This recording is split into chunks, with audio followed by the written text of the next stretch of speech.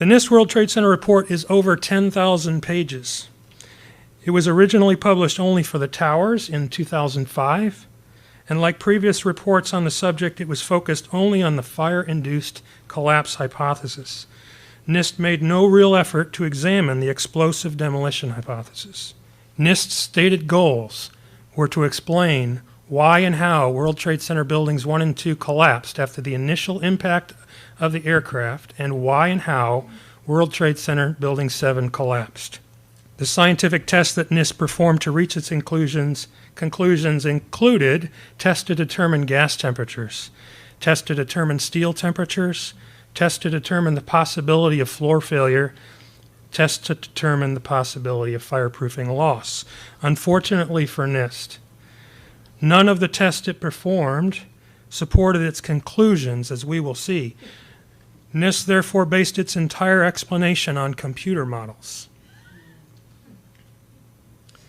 A summary of what NIST found was as follows.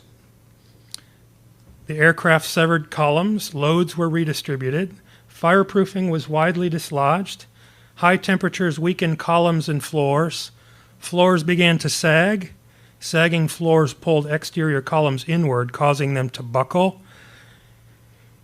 Instability spread around the entire building, and then they simply said global collapse ensued. We'll examine each of these steps. The first step in this sequence was that columns were severed. Again, it's agreed that the core columns were massive and over-designed, and the perimeter columns were made of super strong steel.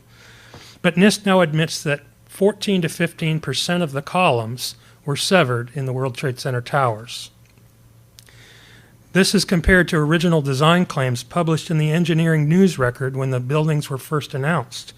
They said that one could cut away all the first-story columns on one side of the building and partway from the corners of the perpendicular sides, and the building could still withstand design live loads and a 100-mile-per-hour wind from any direction. What that means, in essence, is that the towers could lose 25% of their columns, and they'd only lost 14 to 15%. The Twin Towers were built with a structural redundancy of 3 to 5 times the weight they were meant to support. This structure was capable of holding 3 to 5 times the weight. These buildings are built to handle several times the load above them. So those perimeter columns could handle 5 times the load above them, and the core columns could handle 3 times the load above them. In addressing the solidity of the Twin Towers, the Massachusetts Institute of Technology stated that its 244 perimeter columns made it one of the most redundant and one of the most resilient skyscrapers. On the same subject, the architectural firm of Roth & Sons wrote, "The building as designed is 16 times stiffer than a conventional structure.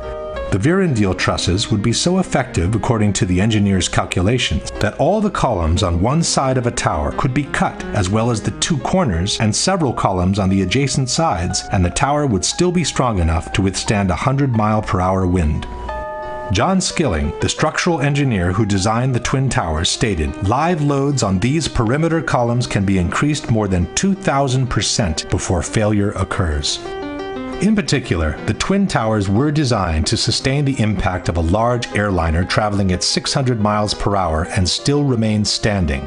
Interviewed in 1993 by the Seattle Times, John Skilling stated, "We looked at every possible thing we could think of that could happen to the buildings, even to the extent of an airplane hitting the side. Our analysis indicated the biggest problem would be the fact that all the fuel from the airplane would dump into the building. There would be a horrendous fire, a lot of people would be killed, the building structure would still be there." And it was. After the impacts, both towers remained standing, showing no major effect on their stability.